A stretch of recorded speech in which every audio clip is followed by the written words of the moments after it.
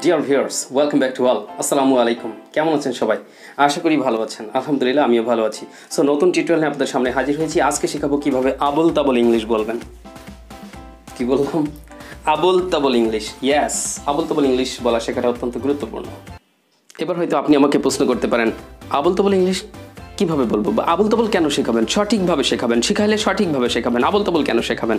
হ্যাঁ, এই প্রশ্নের উত্তর হচ্ছে আমি তো সঠিকভাবে আপনাদেরকে শেখাবো, কিন্তু ঘটনা হচ্ছে আপনি যখন ইংরেজি বলার চেষ্টা করবেন তখন কি শুরুতেই সঠিকভাবে বলতে পারবেন না, তাহলে তখন আপনার ভুল হবে না?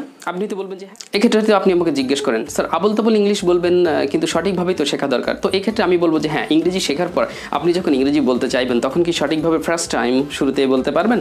আপনি তো বলবেন যে না, শুরুতে তো সঠিকভাবে বলাটা মুশকিল, একটু ভুল হবে বা ভুল হতেই পারে। ইয়েস, ভুল হবে। এখন ভুল হলে কি ইংলিশ বলা বন্ধ করে দেবেন? মনে হয় না, ইংলিশ বলা বন্ধ করবেন না। আবার অনেকে হয়তো বন্ধ করেও দিতে পারে, শুধু ভুল হয়ে যায়, এটা হচ্ছে না, এটা কীভাবে বলবো, এটা কীভাবে প্রকাশ করব, এগুলো আসলে আমি কনফিউজড, আমি একটু দ্বিধা দ্বন্দ্বে ভুগছি। সো ইংলিশ বলা থেকেই আপাতত বিরত থাকি। নো, এরকম করবেন না। Don't stop and never stop learning. শেখা বন্ধ করেন না, জাস্ট গো হেড, সামনের দিকে আগান। ওকে, সো আপনি কি করবেন? আবল তাবল ইংলিশ বলবেন। এখন আবল তাবল ইংলিশ বলবেন কিভাবে আমি এখন ঠিক দেখাবো, যেভাবে আপনি আজকে থেকে আবল তাবল ইংলিশ বলা শুরু করবেন সেভাবে। So let's go. মোবাইল কই আপনার? মানে নিজে নিজে ভাবছেন আমার মোবাইলটা কই? আচ্ছা দাঁড়ান, আমার মোবাইলটা কই, আবার একটু দেখে নিই। আমার ফোনটা, ও এই তো পেয়েছি, আমার ফোনটা পেয়েছি। ওকে, মনে করুন এই যে দিস ইজ মাই ফোন, এটা আমার মোবাইল। হ্যাঁ, এখন এই মোবাইলটি ধরুন এখানে আমার পাশে একটা টেবিল আছে, আপনারা হয়তো ভিডিওতে দেখতে পাচ্ছেন না, এখানে টেবিলটা একটু নিচু হয়ে গেছে। আচ্ছা, টেবিলের উপরে মোবাইলটা থাকলো।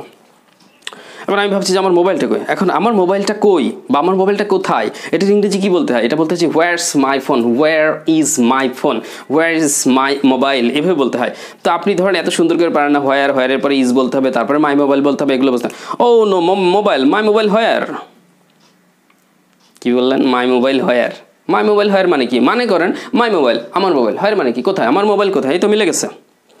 Yes, this is true that the sentence is absolutely wrong according to the grammatical structure. ব্যাকরণগত নিয়মকানুনের দিক থেকে বা ব্যাকরণগত গঠনগত দিক থেকে এই বাক্যটি সম্পূর্ণ ভুল। সো হট মানে কি? সো মানে অনেক, হট মানে গরম না, তা না। সো হট এইটুকুর অর্থ হচ্ছে তাতে কি। ইয়েস, সো হোয়াট, তাতে কি? তাহলে আমি বলতে চাচ্ছি যে এই বাক্যটি ভুল হয়েছে, তাতে কি? সমস্যা কি? বলতে থাকেন, এইভাবে বলতে বলতে অভ্যাস করেন। এরপরে দেখা যাচ্ছে আপনি বলেন যে এরকম যে মাই মোবাইল হোয়ার, এরকম বলেছেন, পরে আবার শিখে নেন যে এটা সঠিক হবে যে হোয়ারস মাই মোবাইল, হোয়ারস মাই ফোন, এইভাবে বলেন। তাহলে ভুল বলা শুরু করেন। ওকে, আপনার ক্ষুধা লেগেছে, বাসায় গেছেন, আম্মুর কাছে ভাত চাইছেন, আম্মুর কাছে খাবার খেতে চেয়েছেন, ক্ষুধা লেগেছে। Oh no, my mother very hungry, I eat rice. Oh no, my mother, না মা খুব ক্ষুধা লেগেছে, আই ট্রাইস। ভেরি হাংরি মানে কি? আমি খুব ক্ষুধার্ত। আই ট্রাইস, আমি ভাত খাই। আই ট্রাইস মানে আমি ভাত খাই। মা বুঝবে যে আপনি ভাত খেতে চাচ্ছেন। এখন আমার প্রশ্ন করতে পারেন, স্যার আমার মা যদি ইংলিশ না জানে? ঠিক আছে, আপনি একটু বাংলায়ও বললেন ইংলিশ বলার পাশাপাশি। Oh no, my mother very hungry, I tries, ভাত খাবো। পাশাপাশি যে বাংলা বলেছেন ভাত খাবো, বুঝবে যে আমার ছেলে বা মেয়ের খুব ক্ষুধা লেগেছে, সে খেতে চাচ্ছে, আপনাকে খাবার দিবে। তাহলে এভাবে বলেন। তারপরে মনে করেন চুল এলোমেলো, আমার চুল মনে করেন যে এলোমেলো হয়ে গেছে। হ্যাঁ, সব এই যে দাঁড়ান, এলোমেলো করে এই চুল সব এলোমেলো হয়ে গেছে। এখন আপনি দেখেন যে গোসল করে এসেছেন, গোসল করার পর চুল আঁচড়াবেন, মাথা টাথা মুছলেন, মোছার না, প্রথমে মাথা মোছেন, গোসল করার পর আবার শরীরটা তো মুছতে হয়, গামছা টাওয়েল দিয়ে আমরা মুছি।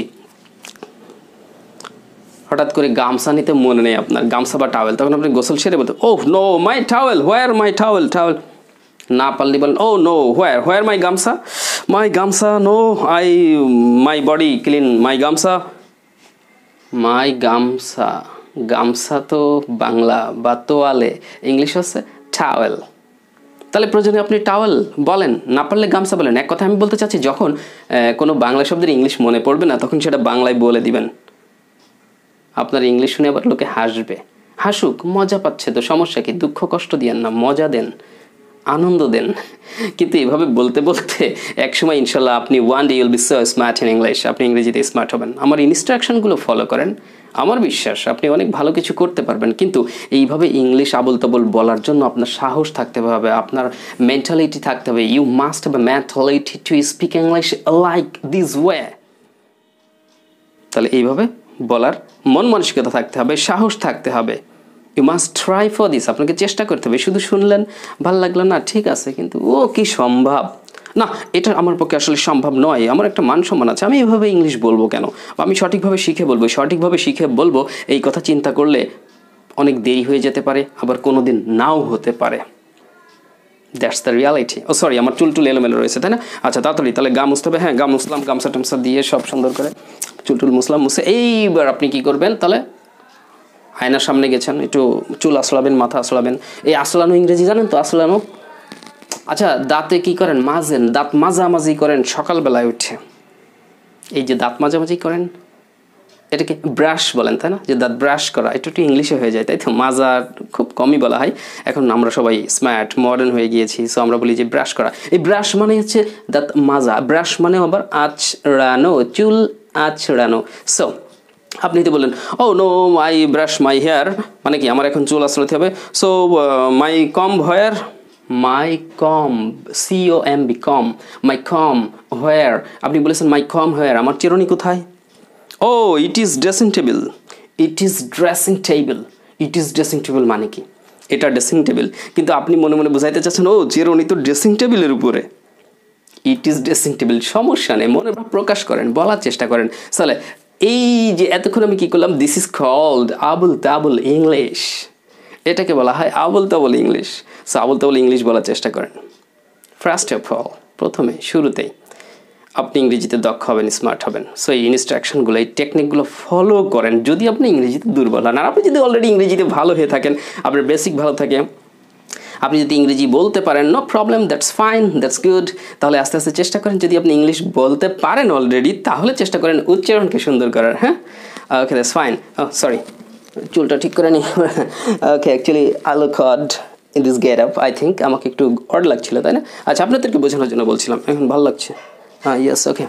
So guys, I think you got nice techniques after watching today's tutorial, how to talk English in a wrong way. I mean, how to talk able English. Yeah, do you understand? Okay, I think you got it. You understand? Okay. So after getting this type of tips and suggestions and advices, I think you should try to apply it in your practical spoken. And then it will be easy for you to acquire to talk English like this way. It's not a difficult matter, not so intricate. But if you think in this another different way, that how is it possible? Actually, it's not possible for me because I have a different passages and I'm a respectable person. I can't say in this way, but this is true that I have the weakness in English. After all, it will not be possible for you any day to learn English smartly. This is true. So try to realize what I'm telling to make you understand right now. Don't neglect. Just to give emphasis on these topics on my suggestion, it will be helpful for you to a great extent to become yourself expert in English. Inshallah, personally, you'll be very good at English. That's true. So এটাকে গুরুত্বের সাথে গ্রহণ করুন এবং এইভাবে ব্যবহার করার চেষ্টা করুন। So guys, I don't like to prolong today's tutorial. আজকে টিউটোরিয়ালটা দীর্ঘায়িত করব না, আশা করি ভালো লাগছে আপনাদের। আর টিউটোরিয়াল ভালো লাগলে অবশ্যই লাইক, কমেন্টস এবং শেয়ার করবেন। আপনাদের ফেসবুকে আমাদের ভিডিওগুলো শেয়ার করে দেন, ফ্রেন্ডসদেরকে রেফার করুন। আশা করি আপনারাও আমাদের সাথে এগিয়ে যাবেন ইনশাআল্লাহ। সো আপনাদের সবার সর্বাঙ্গীন মঙ্গল এবং সুস্বাস্থ্য কামনা করে আজকের ভিডিওটি এখানে শেষ করছি। সবাই অনেক অনেক ভালো থাকবেন, সুস্থ থাকবেন। যতক্ষণ আরও একটি মজার টিউটোরিয়াল নিয়ে আপনাদের সামনে হাজির হচ্ছি। Wish you all the best, take care, bye by.